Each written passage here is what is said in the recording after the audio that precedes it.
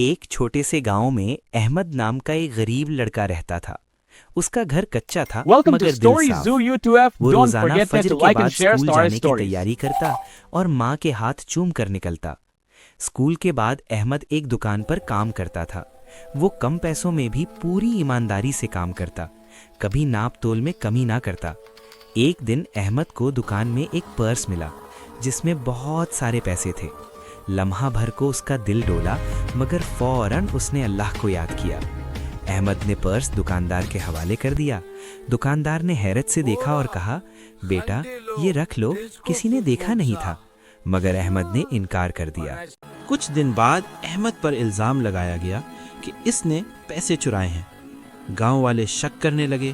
احمد خاموش رہا، صرف اللہ پر بھروسہ کیا۔ رات کو احمد کی ماں نے سجدے میں جا کر دعا کی، یا اللہ میرے بیٹے کو سرخرو فرما۔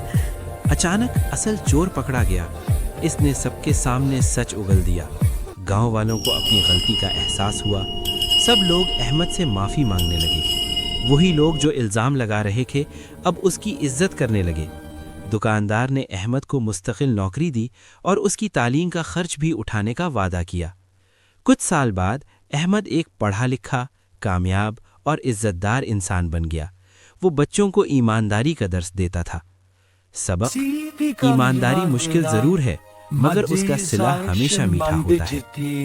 ایمانداری کبھی ضائع نہیں جاتی، سچ ایک دن ضرور سامنے آتا ہے۔